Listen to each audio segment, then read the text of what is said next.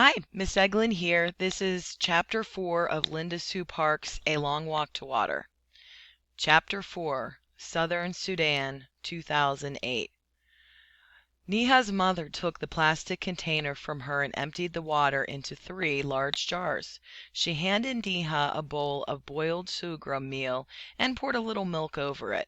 Neha sat outside in the shade of the house and ate. When she was done, she took the bowl back inside. Her mother was nursing the baby, Neha's little brother. "Take a cure with you," her mother said, nodding towards Neha's sister. Glancing at her younger sister, Neha did not say what she was thinking. That Akir, who was only 5 years old, was too small and walked too slowly. "She needs to learn," her mother said. Neha nodded. She picked up the plastic container and took Akir by the hand. Home for just long enough to eat, Neha would now make her second trip to the pond. To the pond and back, to the pond and back, nearly a full day of walking altogether. This was Neha's daily routine 7 months of the year. Daily. Every single day. Southern Sudan, 1985. Salva held his breath as he scanned the faces one by one.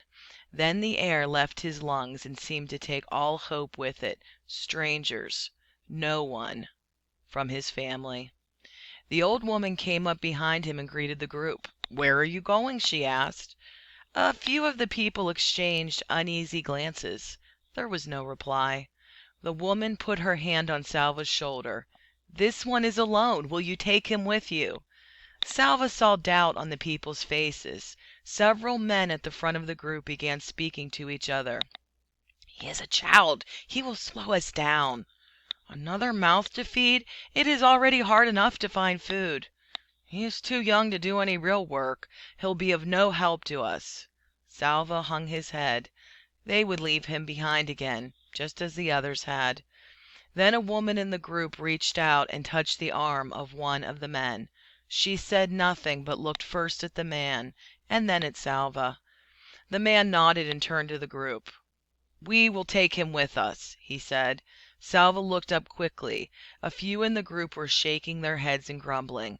The man shrugged. "He is Dinka," he said, and began walking again. The old woman gave Salva a bag of peanuts and a gourd for drinking water. He thanked her and said goodbye.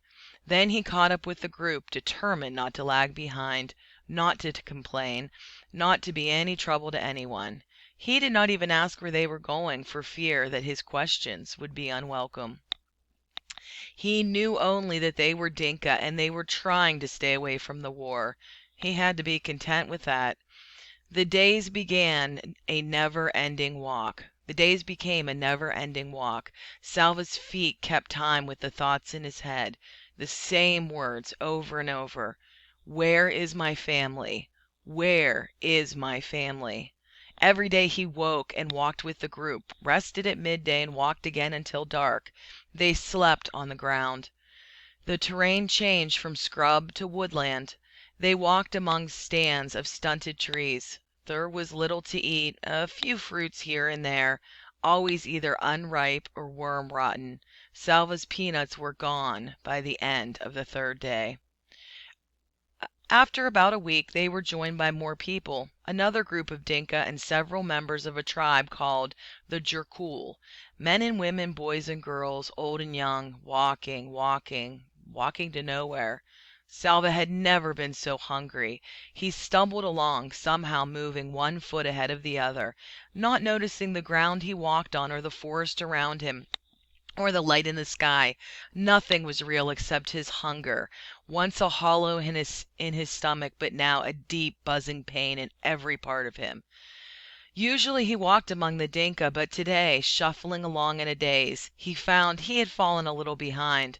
Walking next to him was a young man from the Jerkul. Salva didn't know much about him, except that his name was Buxa.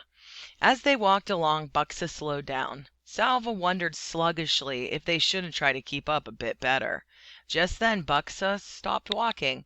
Salva stopped too, but he was too weak and hungry to ask why they were standing still. Buxa cocked his head and furrowed his brow, listening. They stood motionless for several moments.